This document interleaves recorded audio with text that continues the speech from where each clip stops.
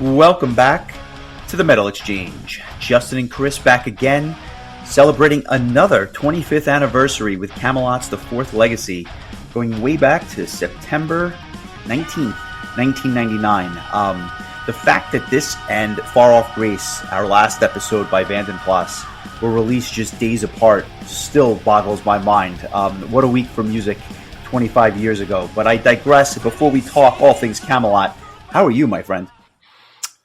Doing well. 1999. A lot of really good albums came out that year, and I'm not quite done with 1999 yet after today, so stay tuned. But man, I hadn't listened to this album in full in a very long time, and it brought back a lot of memories and thoughts, and I think this is going to make for a very interesting and possibly even inflammatory discussion. So I'm ready. I'm ready, and I'm excited. I've got thoughts, I've got feelings, I've got emotions, and I'm going to put them on hold for just a second because now that I've had a chance to decompress off our getaway from a few weeks ago, I've also had the chance to listen to a lot of music, and music is coming out fast and furiously, it seems. I want to mention a band in particular that I think you're going to enjoy. The band is out of Finland. They're called Crimson Sun. They just came out with a new album called Sorrow Breaker. What I would liken them to is think like Amaranth, but without the triple vocal attack. Just think Elise singing for Amaranth, doing kind of that like, sampled effects and things like that. Just a very melodic, almost a modern quote-unquote vibe to it. Interesting stuff. Well worth a listen. I'll post one of their tracks this week for people that haven't heard this band.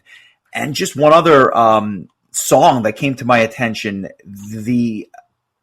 I've never heard anything like this in my life. Let me preface it by saying that. I don't really have much information about this band. I believe they're coming out with a full-length album later this year, but the band is called Aiwaz, A-I-W-A-Z. It's coming out on Napalm Records, which, so obviously they got a big release for this thing. And the album, I believe, is called Dark, D-A-R-R-K-H, ... It is. Dark It Is.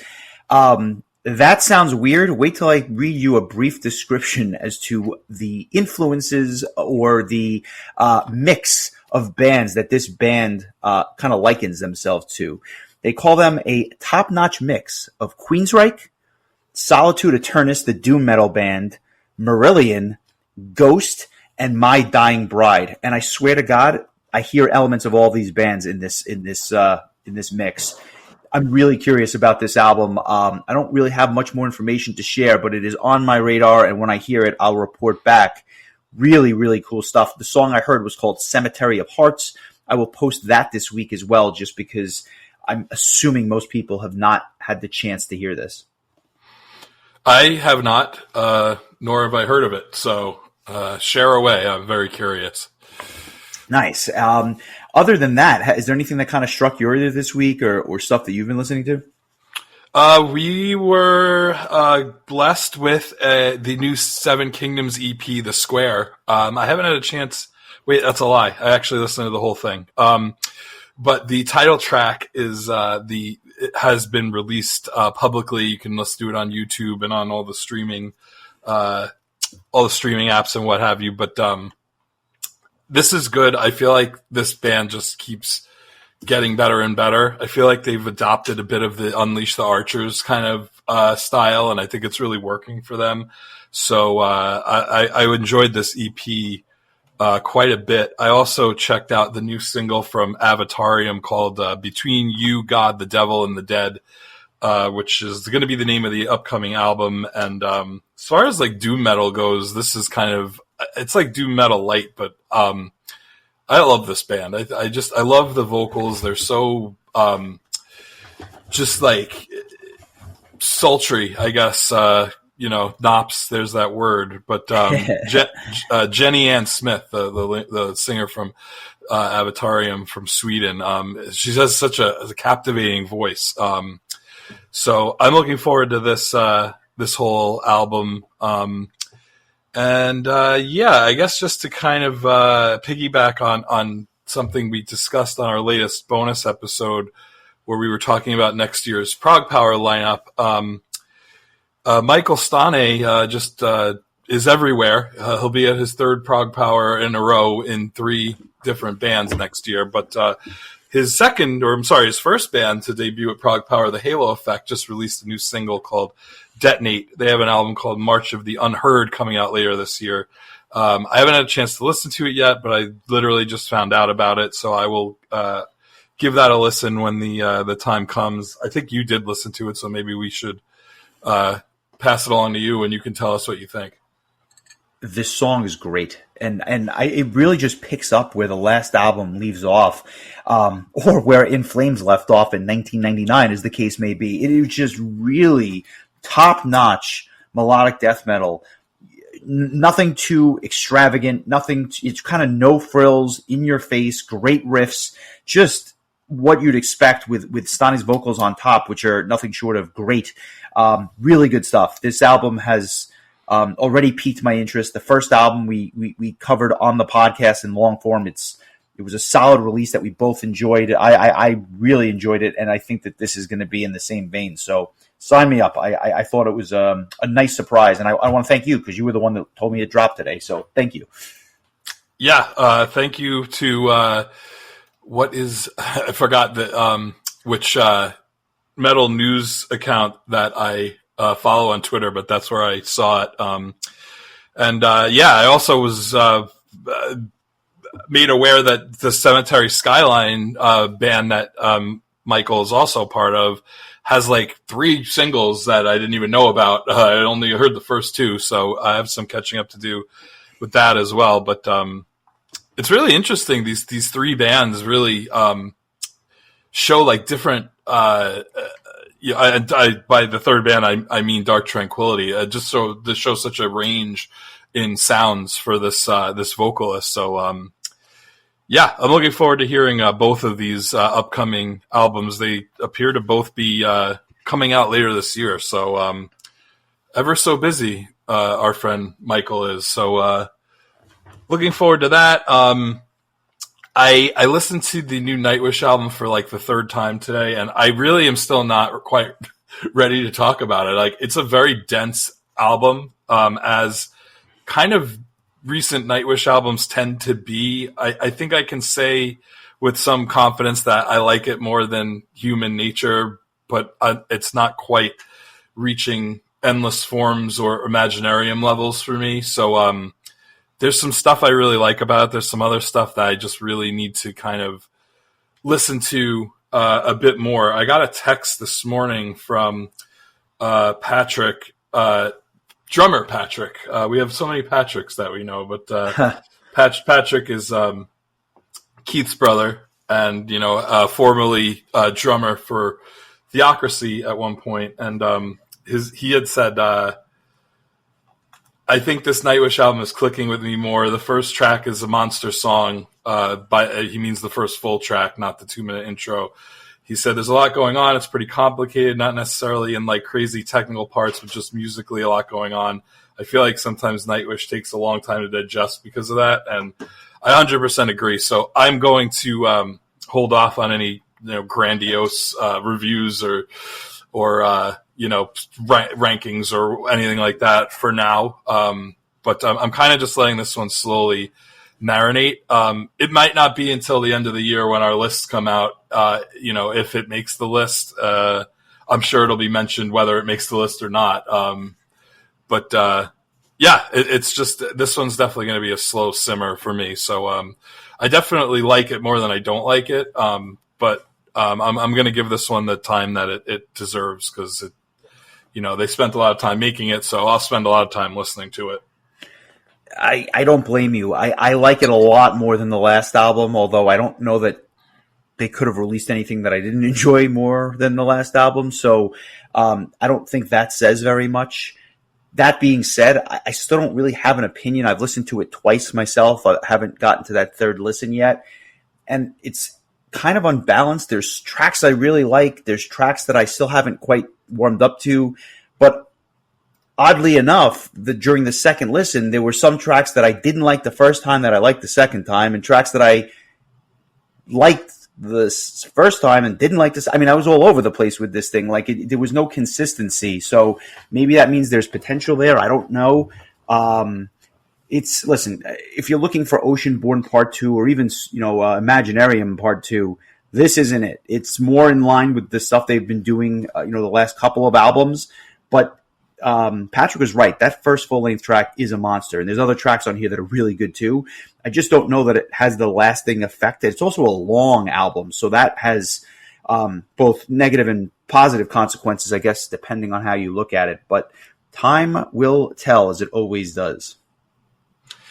Yes, it's not quite as long as the last one. I mean, if you're going to take the whole 2-disc thing into consideration. That's fair, Yeah. I mean, it felt kind of brisk to me because of the last album. But that said, there's just a lot going on. So, the band has definitely evolved. I mean, I will say that. You're not getting any of the previous eras. I mean, I don't even think this album reminds me very much of Endless Forms Most Beautiful, which was only 2 albums ago. It just feels like the band is always redefining itself. So, but I will say the lack of Marco is a little bit weird for me. I feel like they used Troy's vocals a lot more in this case, and I think that, unfortunately, no offense to Troy, but it's kind of a downgrade just because Marco is such a legendary voice.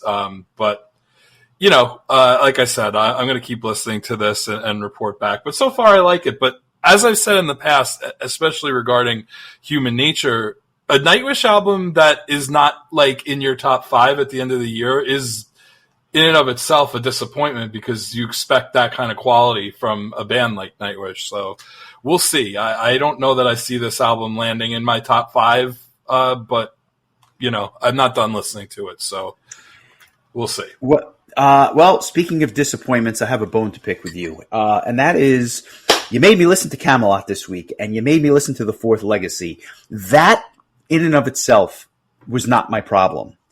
But it brought me back in time to a simpler time, when power metal in the late 90s ruled the day, and album after album by band after band was fantastic. Stratovarius, Angra, Labyrinth, on and on and on. I'll even throw Skylark in there, which is a running joke at this point, but honestly, they were producing good albums at that point in time. It went downhill fast for them. Story for another day, and quite frankly, maybe a good bonus episode. But I digress. Kamelot had really kind of come into their own with this album, and would go on a run of albums between this Epica, this Karma, Epica, and the Black Halo. 4 great albums, and we can, people will agree or disagree on some of these albums, which are better, which are worse. I know that you're not a big fan of Epica, but at the end of the day, I think you'd agree that there's enough stuff on Epica even that it's a good album, or at least there's stuff you sink your teeth into. But it really kicked off with The Fourth Legacy. And I'm not saying Siege Perilous for a reason, and that's because the production was different, the songwriting was a little bit different, and I just don't think that they had hit their stride as a band yet. But by 1999, when power metal was really having that resurgence after the initial wave of German power metal a decade before, these bands were firing on all cylinders. And The Fourth Legacy comes out September 19th of 1999. And I remember at the time just eating this up. And that's why I got angry, because this is the Kamelot that I know and love. And I listened to the new stuff and I'm like, as good as it might be, it's not The Fourth Legacy. And that to me is like the kind of the candle bearer for this band. So thank you for making me listen to it, and screw you for making me listen to it, because you were getting me angry. Tell me, be angry at the band for not repeating the success that they showed in 1999. I would have liked to have seen that as well. Fair enough. Fair enough. Just to kind of complete the narrative here, I would argue it's the classic Kamelot lineup. Roy Khan on vocals, Thomas Youngblood, of course, on guitars, Glenn Barry on bass, and Casey Grillo on drums. It's ironic that as we stand here now, there's only one member of the band, founding member Thomas Youngblood, who's still in the band. Everyone else has left. I've heard rumors of things. I'll just say that. I'm not going to get into any more details, but it would make me very curious, if nothing else, if the rumors are in fact true. That being said, did you get this album before Siege Perilous, or did you get them around the same time? What's your recollection with like when you got this in the pantheon of Kamelot albums? This was without a doubt my first Kamelot album. I remember Pat recommending Siege Perilous, but for whatever Different Pat, reason, not Theocracy Pat. Yes, this is Guido Pat, I guess would be the best way to describe it.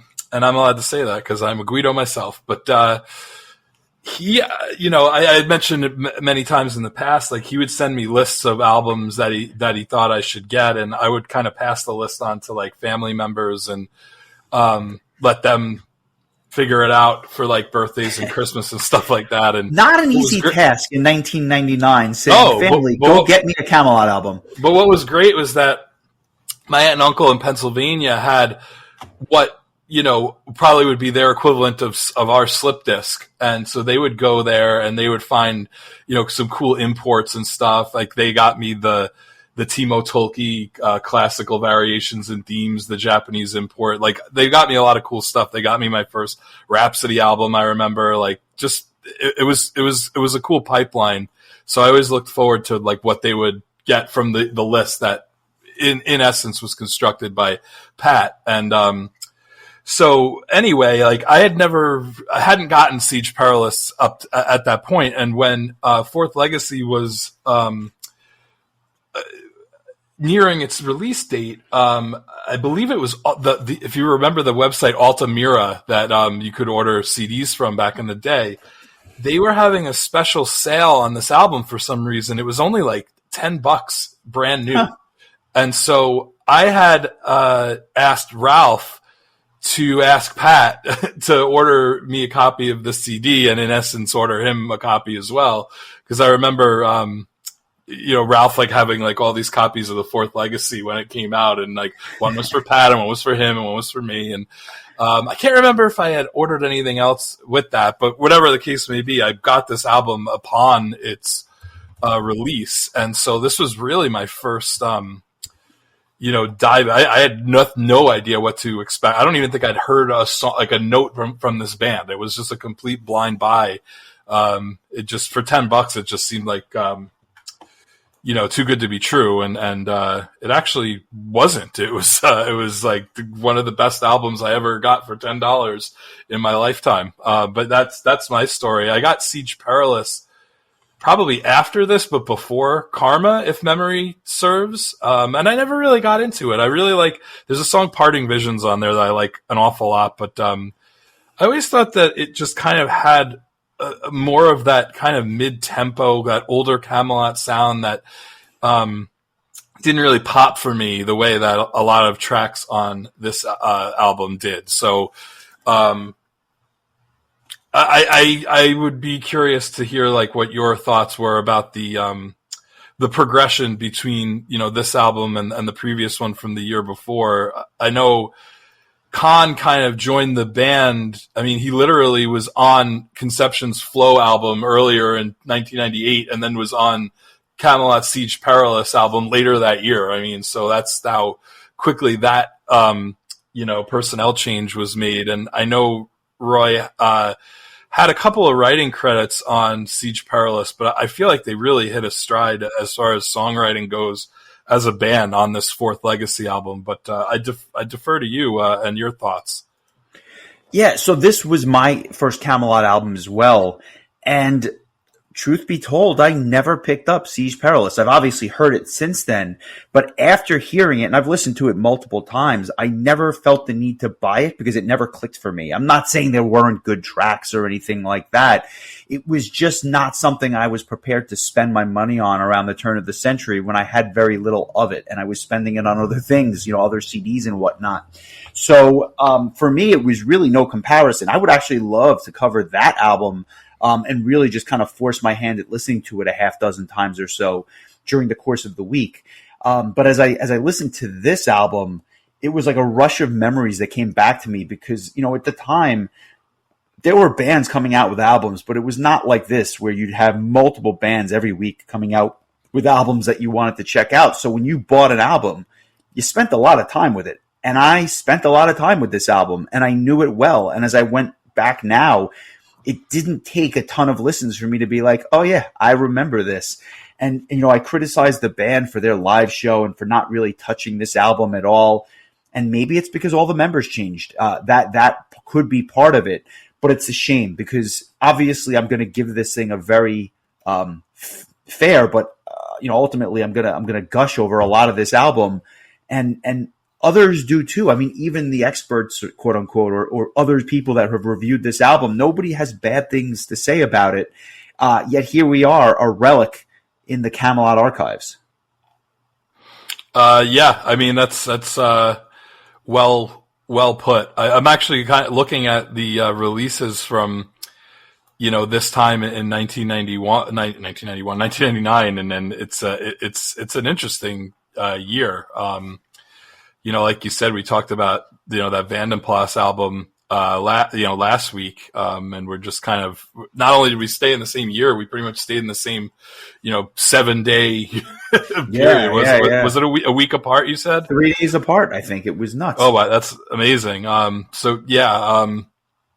But I think this was I'd be curious to see what other people's experience was with this band. Like I can't imagine like somebody that started listening to them from the beginning, and then they pick up this album. It was their fourth album, and the changes from those first two albums, and then Siege Perilous, and then this. Like there's clearly a upward trajectory here, but I think that this really marks like where I think that they really got on a lot of people's radar, and again, like let's see if people disagree or agree. I'm just kind of basing this on our experience, but I mean, this was kind of I feel like had I not blindly pre-ordered this album, I feel like somebody would have told me shortly thereafter, you need to go listen to this. This is something that, needs to be heard. So,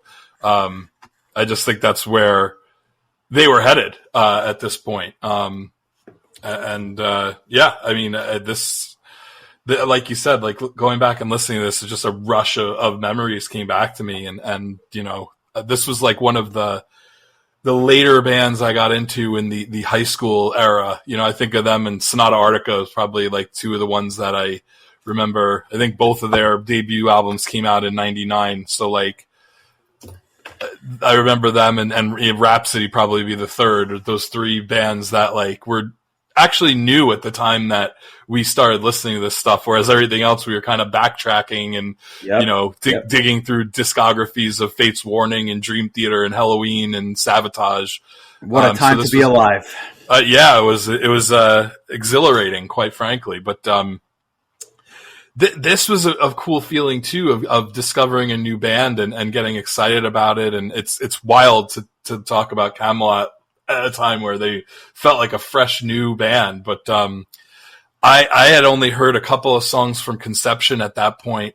So like I was familiar with Roy Khan's vocals, but this was like my first full album experience. And man, I was absolutely blown away. And you had mentioned the production on Siege Perilous. This was quite the upgrade. And sure enough, you go look at the personnel and who's the producer, Sasha Paeth and Miro, who at the time were just, reinvigorating or just starting with new bands like Rhapsody, and just showing that this music can be listened to in such a dynamic way.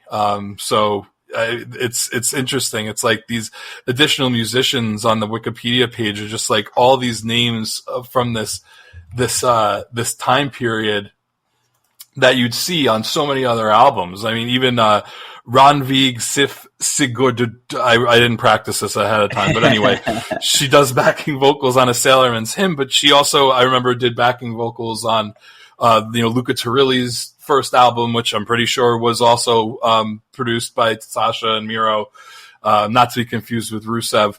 But I mean, I don't know. I'm kind of rambling here, but like this, I think I don't think I realized that there was such a jump from the previous album when I was listening to this for the first time until I went back and listened to that previous album. And I was like, wow, like I can't believe this was only a year ago, because it feels like such a jump in quality, both musically and production wise.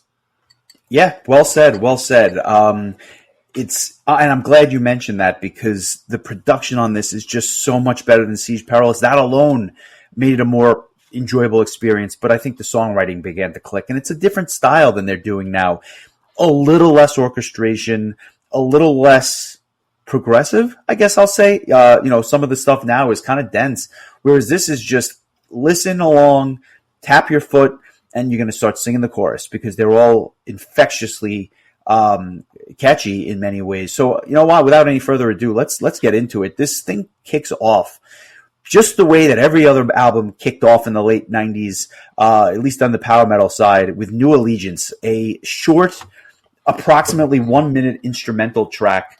I mean, every band was doing it. The difference was that this one was really, really good. And I say that because it actually sets the tone, not only for the second track, but for the rest of the album. It has that kind of Middle Eastern flair.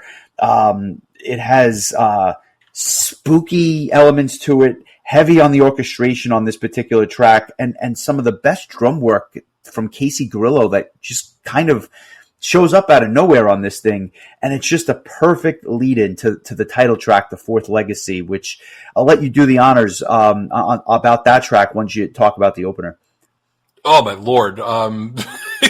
This album just comes out like full blast. Like you said, this fantastic 54-second intro that just kind of, I think you're not quite sure what to expect, but typical of the Halloweens and the Rhapsodies and all, like you said, all those power metal bands. But man, The Fourth Legacy is just a freaking banger, man. I remember like immediately when I listened to this album for the first time being like, holy crap, like I'm so glad I gave Pat $10 plus shipping for this, for this record. Cause I was absolutely flabbergasted. And I even, I made a mixtape in 2000 that I had so much new music at that point that I actually had to make 2 separate tapes worth of stuff. And, I had put, this track along with the intro as the very beginning of side A of the second tape, that I made. I mean, that's how much I like that. This is around the time where I started learning how to, learning to keep the intros to songs on the mixtapes, because they just starting The Fourth Legacy without the New Allegiance intro. I feel like you're doing the song a disservice by not listening to it in its, entirety, with those two almost tracks like it together. was meant to be one piece of music, albeit I have it merged as one track on my iTunes. When I ripped the CD, I merged that. I merged those 2 tracks. I also merged the Desert Rain intro into Nights of Arabia, which we'll get to. But I just always felt like those intro tracks really were part of the main track. But man, this is like just everything you want in a symphonic power metal song. It's blazing fast. Khan's vocals are soaring and amazing. Like this was unlike anything that I can recall being on Siege Perilous. Right off the bat. And it's funny to me because this song, much like Center of the Universe, like this should be played live. There's just no, if you talk about like the Kamelot best of, Fourth Legacy has to be on there. Yeah, I mean, I have no disagreement there. I mean, they even came out with the very best of the noise years. And this not only is The Fourth Legacy on it, but so is the intro New Allegiance. There you go. It's actually, really one track. Yeah. Yeah. And to that end, what I love, Roy Khan not only sounds great here, but Youngblood really gives him the chance to shine. He just sounds so good. And while there's orchestration, it accompanies the music. It doesn't overpower it. And I think that that's such a key to why this era of the band worked for me. It also has just a perfect cadence for like that opening track right into the first full length track. It's just a perfect cadence. And maybe I never listened to it with the intent that I did this week, but the bass lines on this song are really good and they stand out. I just never noticed it because I guess I was too busy kind of singing along to the chorus as a kid. But damn, what a way to kick off this album! Yeah, I mean, and it also kind of has like that in the solo section, like it kind of like quiets down and you're getting like those backing vocals with like, again, I think there's a lot of Middle Eastern flourishes throughout this album, and this For sure. It's really cool.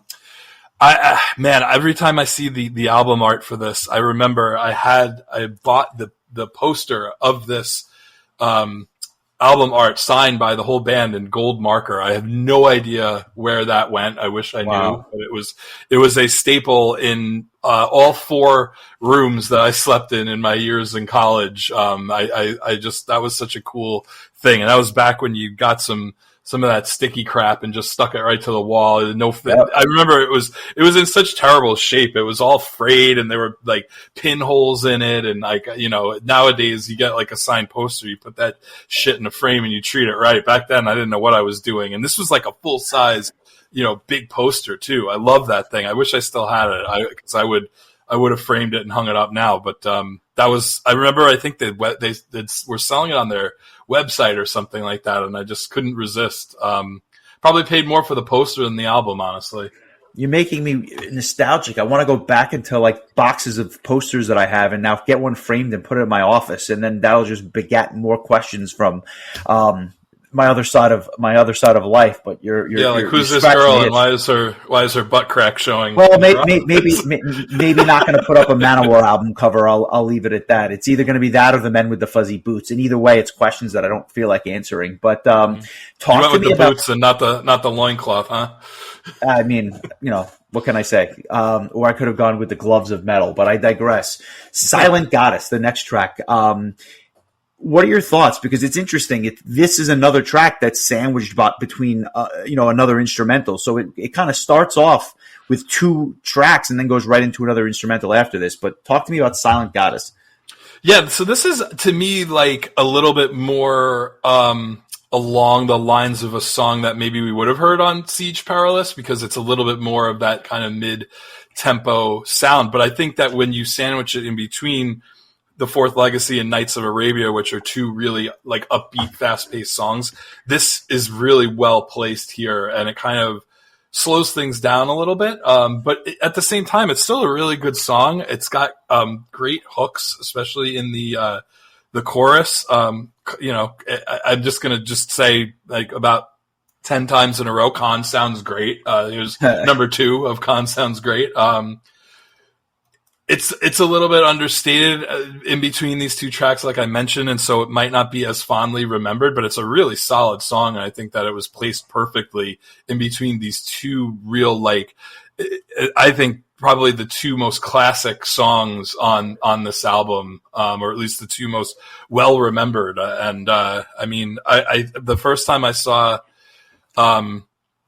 Kamelot live was with Michael Erickson on vocals, and they, I think, played Knights of Arabia and possibly a Sailorman's Hymn also from this album. So even then they were starting to kind of phase out the live tracks from this album, and that was not that recently. If I go into my little time machine here, that was in 2010.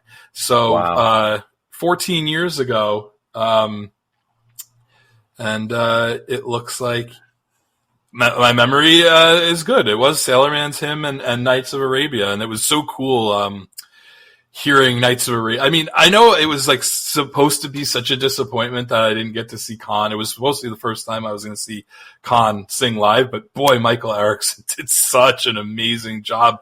It kind of made me forget about Khan, honestly. And then to have Charlotte from Delane come out and do The Haunting with him, and Tommy Karavik singing Eden Echo back when people weren't really too sure who this guy was, and Jake E. from Amaranth singing lead vocals before Amaranth was even a band, and Elise was there too doing backing vocals, and I think she had the whole get up during Knights of Arabia and was doing like belly dancing and stuff. This was one of the most memorable sets that almost didn't happen.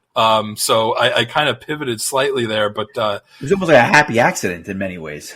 yeah, I was like in my glory. I thought that was the coolest thing, and I would eventually get to see Khan many years later with Conception, but getting back to things, Silent Goddess, it's a really solid kind of mid tempo tune in between these two real banger type songs. What are your thoughts on this? I have a feeling you're going to tell me this was one of those songs you kind of forgot about. Didn't forget about it, remembered it well, but I've always thought that it's kind of pedestrian in the grand scheme of the album. Like, it's not a bad song. I like it a lot. But I think that Khan actually makes these generic verses into something more special just because his vocal lines are fantastic. A great use of backing vocals during the choruses. I love that. But that being said, I happen to enjoy the other songs on the album better. And it's not because this is a bad song. It's well placed, like you said. It actually reminds me a lot of what Flow sounded like by Conception. And the irony is, when we were growing up, I used to think that was the worst Conception album, but as I've gotten older, and we talked about this in the archives, it's my favorite Conception album. I fucking love the album. And so this reminds me of that. It's just not what I expect from Kamelot, or not what it just pales in comparison to other stuff. And as we get into Desert Rain, another short intro track, just over a minute and a half, about 40 seconds in, I'm already flying the magic carpet. Like, I'm ready to go. Like, you got me on this one. Very, very Middle Eastern sounding. My Wrath comes to mind. And then they go into this classic Nights of Arabia, which you talked about earlier. It really does start out with the whole like belly dancing vibe and whatnot. You're talking about songs that set a mood. This is it. It's got some amazing groovy bass lines, catchy lyrics, a phenomenal chorus. And it even has that galloping quality to it. It's almost like riding a horse through the desert or something like that. Makes for a great live tune. It is an absolute shame that they don't play this one live as well. And Khan just sounds so smooth. The delivery is just so crystal clear. One of my favorite bridges on the album as well. Just love how it kind of slows down, just these smooth vocals, and then it just progressively gets heavier again. And the accompaniment of the female vocals, like you mentioned earlier, just a top-notch tune. And it was by this point that I wanted to throw something at you and the band, because this stuff is just like almost forgotten to time at this point. All that really well said. I'll circle back to what you were saying about Conception. Looking back on it, Khan co-wrote a lot of Flow with Tori Osby. Almost all the tracks on the album. And when we get to Fourth Legacy, after only having a couple of songwriting credits on Siege Perilous, he basically co-wrote this whole album with Tom Youngblood, with the exception of a couple of tracks that Glenn Barry contributed to with Khan and Youngblood, those tracks being Shadow of Uther and Inquisitor.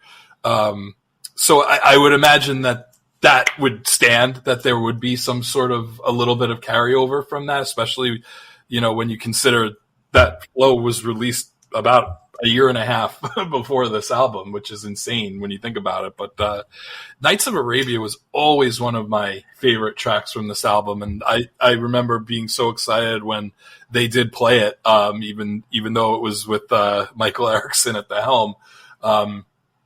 Amazing song. The instrumental parts of it, where they just really pull in that Middle Eastern sound.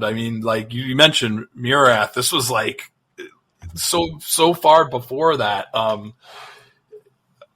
I think this is such a great tune. There was probably a time where this or The Fourth Legacy would have been an easy choice for my song of the week, but I have another song in mind, but boy, I gotta understand your frustration when you hear a song like this and know that they haven't played it live and God knows how long. Maybe I'll just torture myself a little bit and look and see when the last time they played the song live was. It wouldn't shock me if it was around the time of that Prague Power, especially because Khan would never rejoin the band again after that. So it seems like as soon as they had an opportunity to kind of lose some of those songs that he was part of, they were more than happy to do so. So let's take a little look here. While you look, I will just note, and you're right, the songwriting.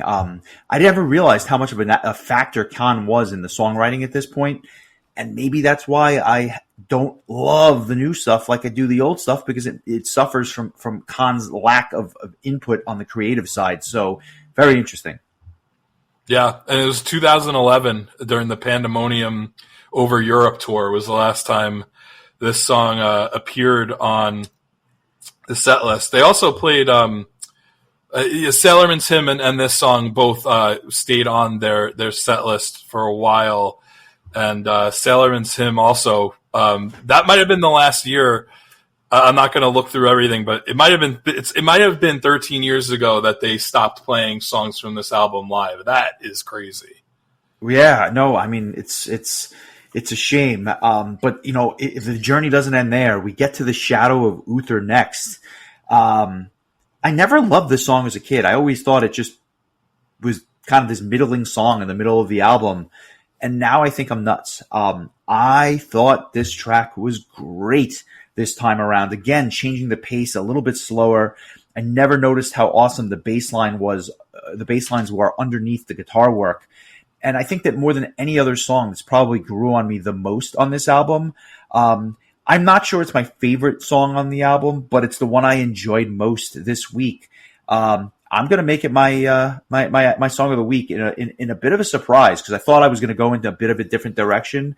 But let's give the Shadow of Uther a listen. I want to come back and hear your thoughts.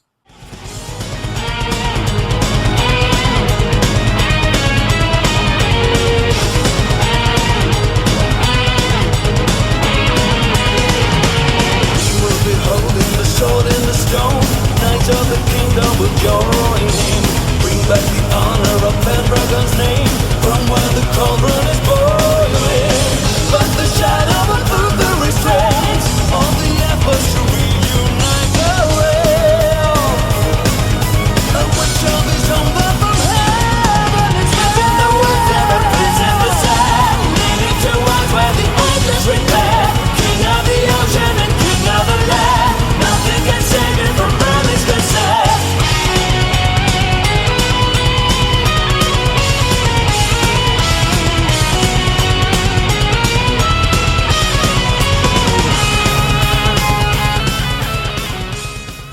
Part of what I liked about this song was just that it's kind of no nonsense, catchy verses, a really melodic chorus which speeds up a little bit, and then like the instrumental section is kind of neoclassical in a sense, just very solo heavy, an in-your-face bridge.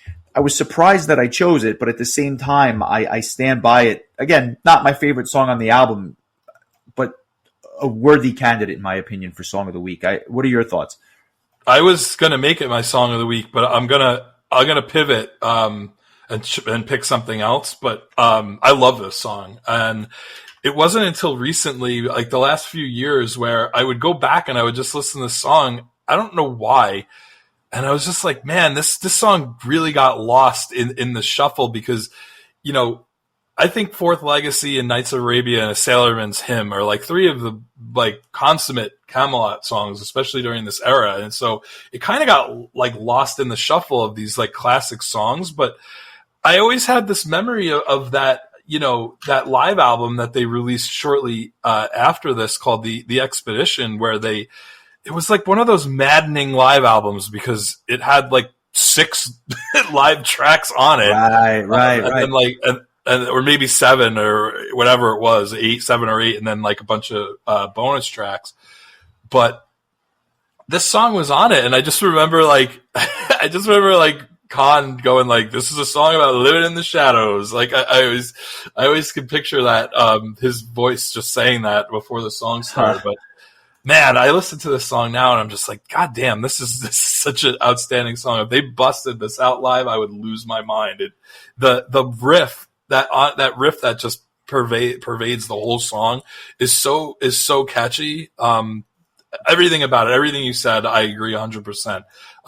You beat me to the punch, but I have another great song that I'm going to choose as song of the week instead. I bet I can guess what it is. I'm sure you can. It's not really that hard to guess, I think, if you understand my proclivities. But I had a feeling that you were going to listen to this song and it was going to invoke something in you that maybe you didn't in the past, because that was kind of my experience with it as well.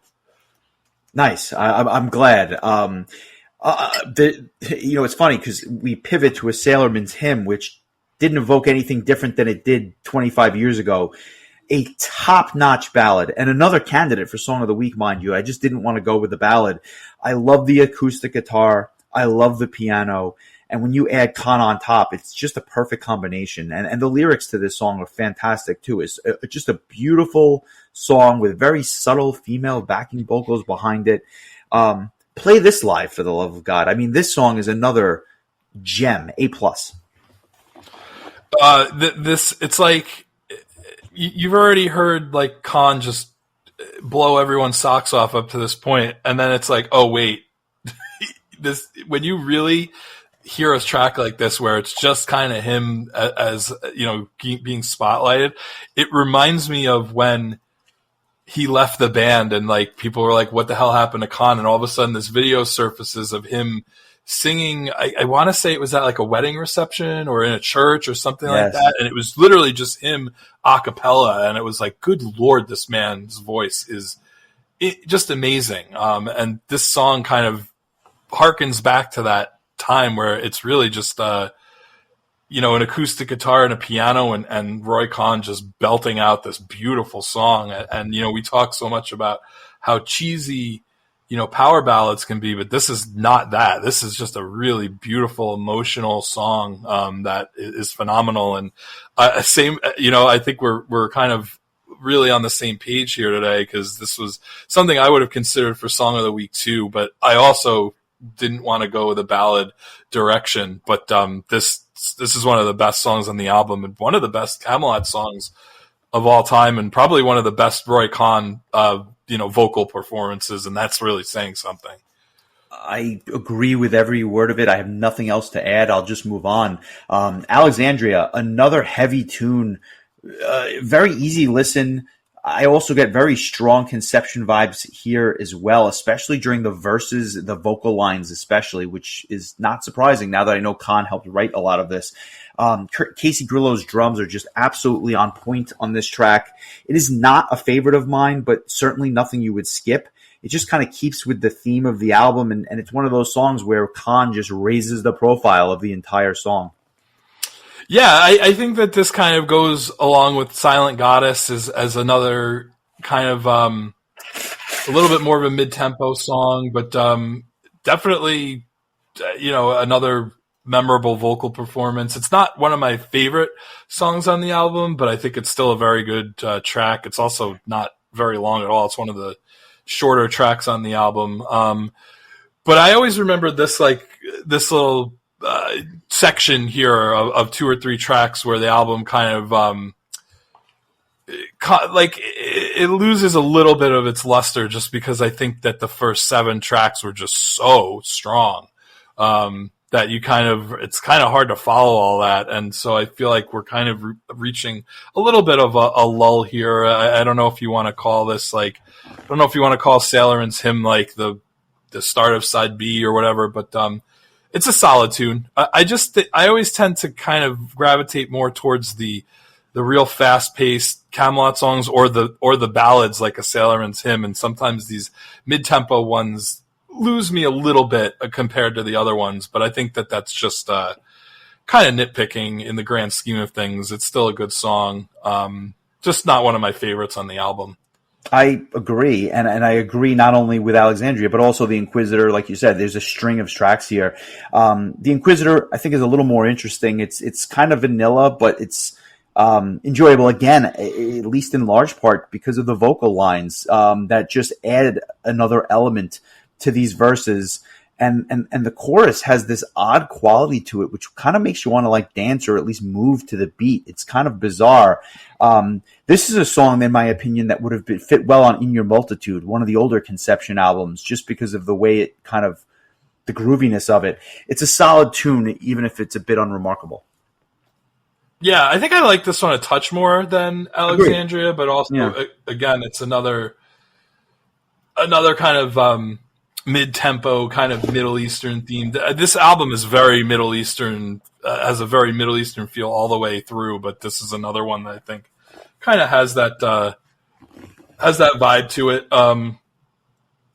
I feel like maybe the front of the album maybe is a little bit front loaded, but it is what it is. Again, I think it's a small criticism, but I think it's a good song. I kind of put this in Alexandria and Silent Goddess in kind of that same category as a little bit more deliberate in pacing, but solid. I think that they don't do as much of these kind of tracks after this album. I think Karma, they really start to turn into a band where there's more, the tracks are more dynamic, I think, or at least more consistently dynamic. And I'm kind of basing that on with the score that I gave it a very long time ago.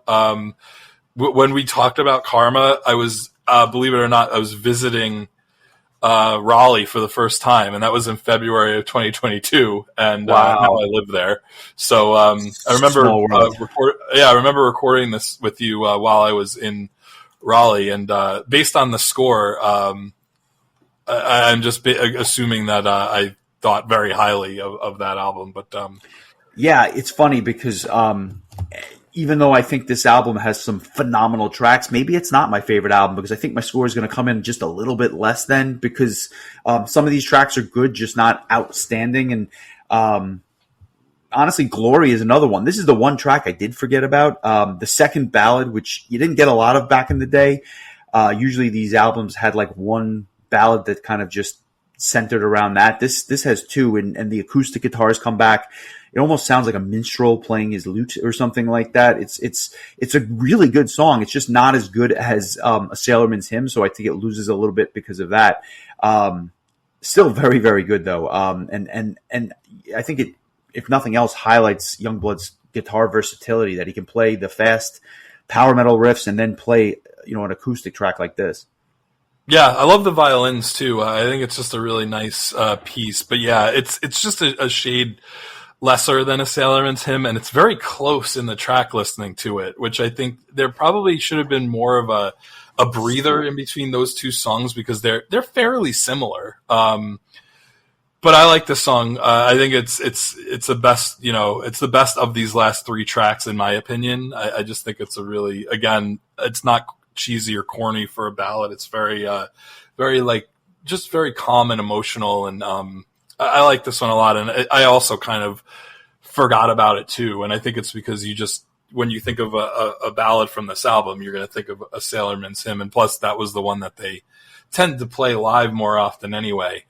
So yeah, really good ballad. Just it's competing with like an all-timer with The Sailorman's Hymn, unfortunately.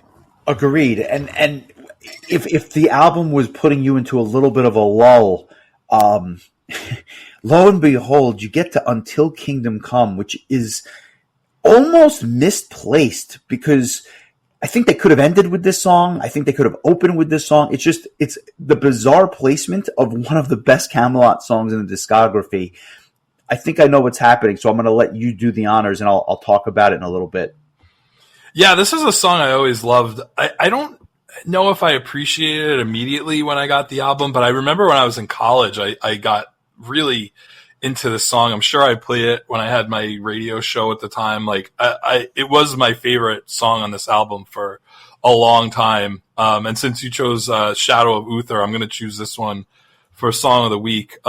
It's up there with The Fourth Legacy as just one of the fastest songs on the album. It just has an unbelievably memorable chorus.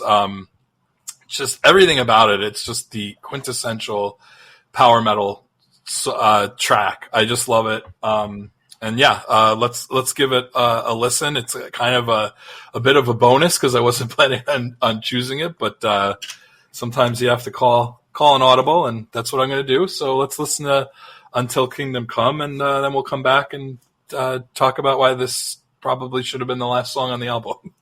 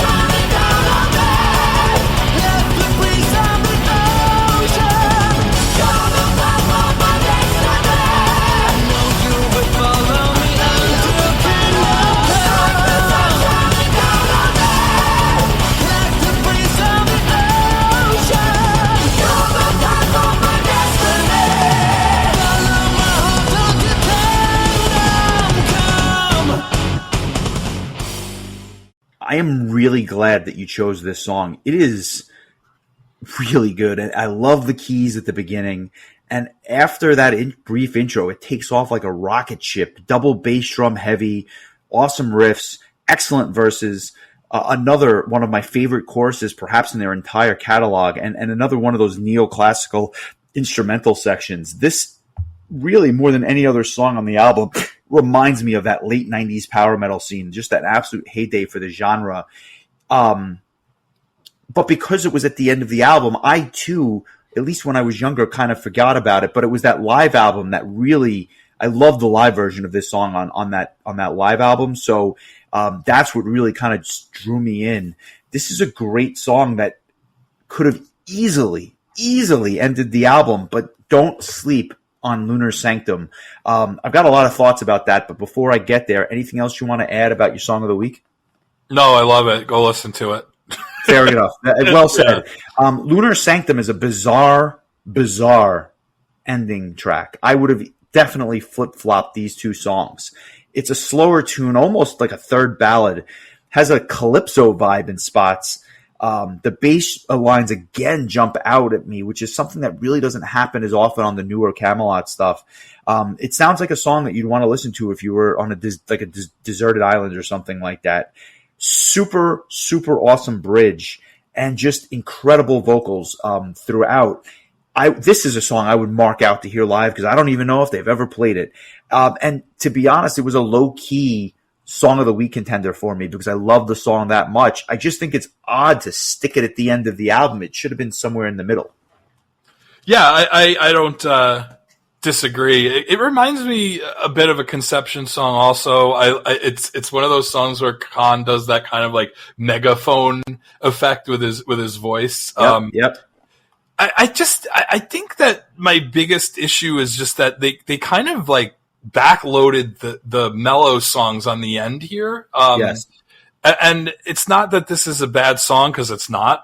It's just like, you had the whole second half of this album is a Sailorman's Hymn, two mid-tempo songs that I don't think quite live up to the rest of the better songs on the album. Another Ballad in Glory, Until Kingdom Come, which is one of the bangers, and then you're kind of finishing off on Here. It's kind of a bit of an odd track list. I don't know. I'd have to think about it if I would do this, kind of rearrange this track list as we've talked about in the past for different albums that we've gone and reordered stuff. I'll think about it, but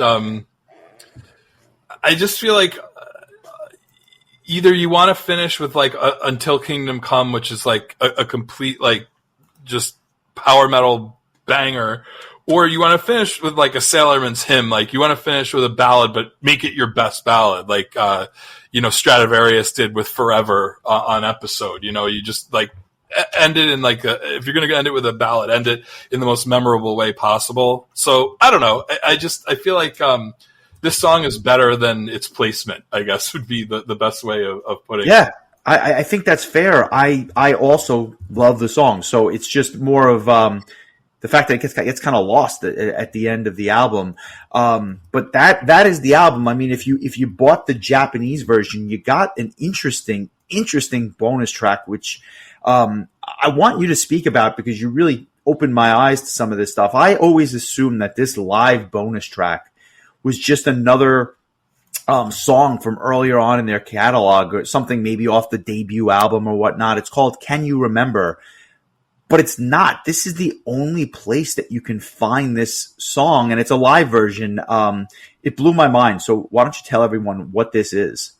Yeah, I don't even think it was like re-released as like, you know, sometimes bands will release like best of the B-sides or they'll come out with a greatest hits album and have a disc full of rarities or whatever.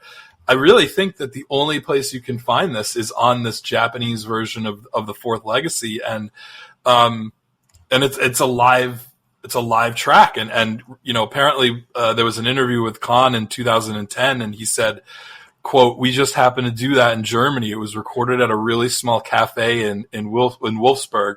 Well, not exactly Wolfsburg, but in the little town where the studio is. Almost nobody there. I don't know why we never took it to the studio. It's just one of those things. Nobody there knew us. It was just an intimate, fun little thing that we did, and then we just left it like that." And you could hear like just people kind of chatting in the background. Like it sounds like, you know, you went to a coffee house and there was just some guy playing a guitar and singing, but except that guy was like, you know, one of the greatest vocalists in the world. This song is fantastic. It's such a good tune. It really is just guitar and Kahn. But it's the fact that it's just him in a cafe singing, like, and it was just that simple, but it's a really good song. I can't believe they never like made a studio version and put it on another album. It's really good. I don't remember like where I found this, if it was back in the college days of Napster when I was trying to fill out bonus tracks that I didn't have because I didn't have the Japanese version of the album. But man, I highly recommend you seek this out and give it a listen. It is really good. It's not going to affect my grade of the album, but it's definitely worth checking out. Really cool. Yeah, I completely agree. And I was only newly exposed to it, so it was a treat for me to hear a song I had never really paid much attention to 25 years ago. But I want to go back to you with your score on this. We both gave Karma really good scores. You gave it a 9.25. I gave it a 9. If you would have asked me going into this week which album I preferred, I probably would have said The Fourth Legacy.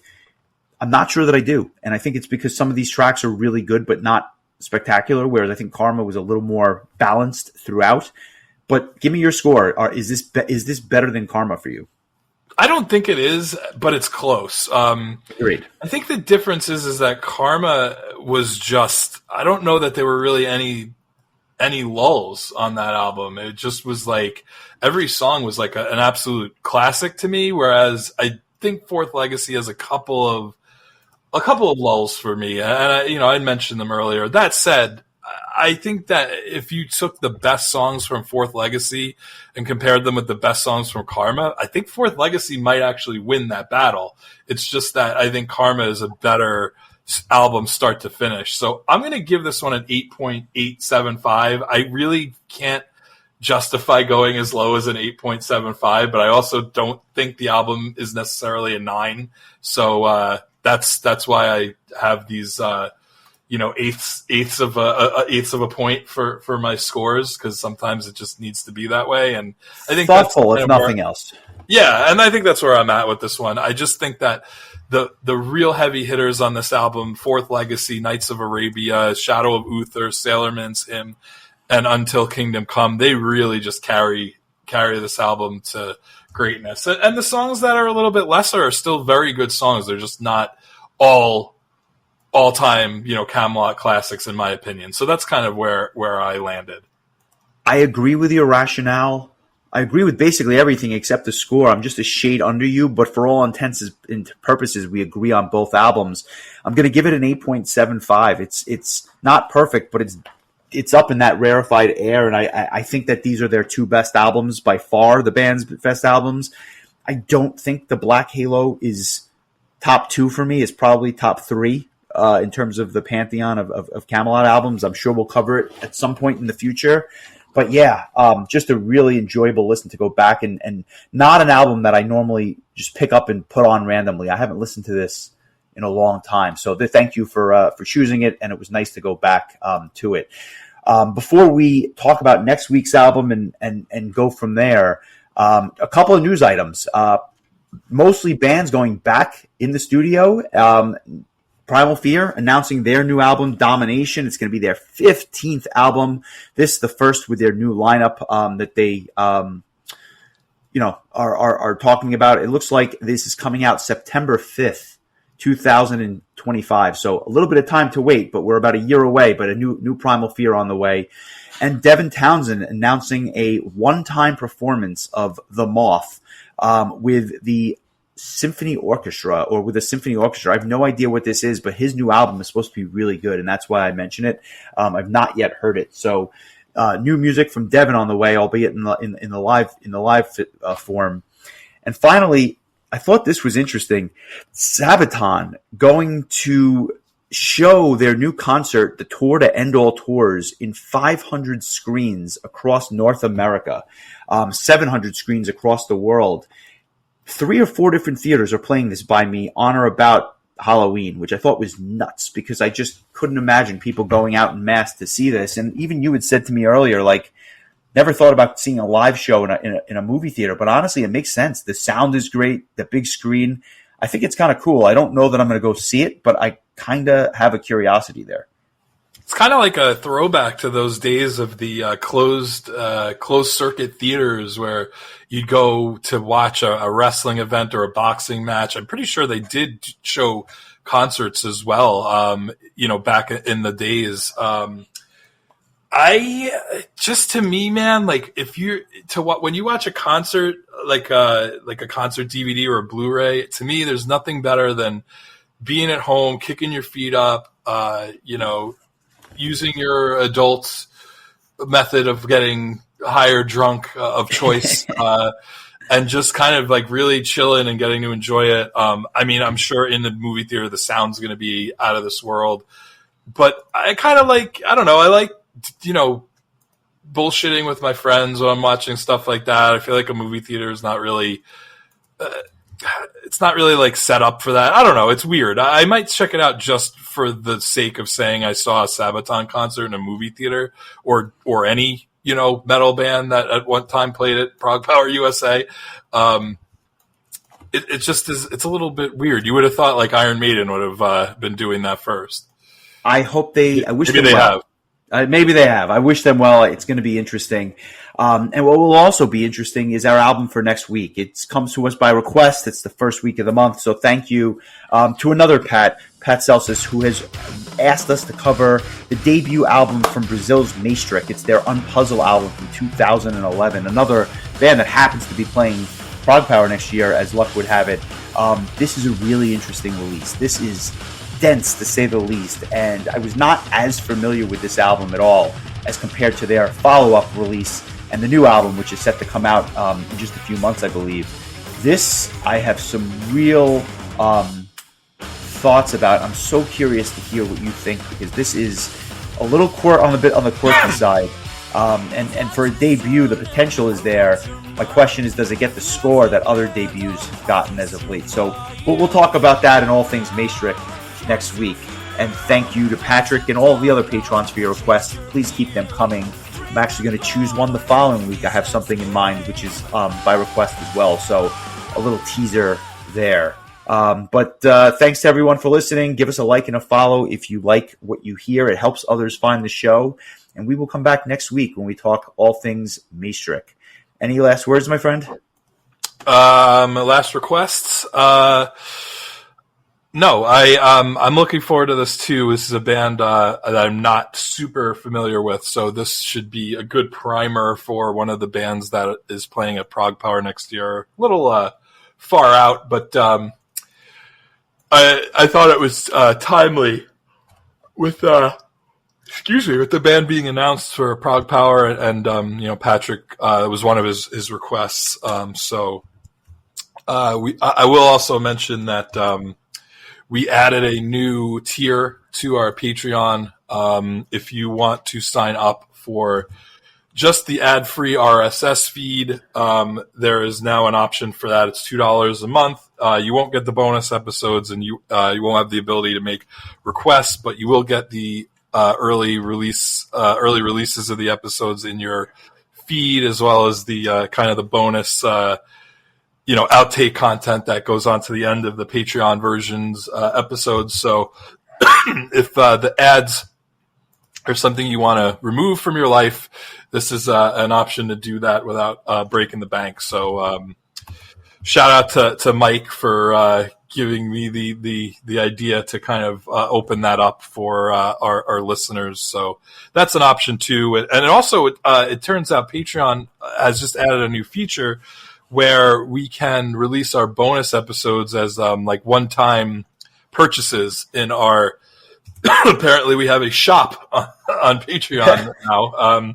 So we put our most recent bonus episode, which we talked about our thoughts on next year's Proud Power lineup.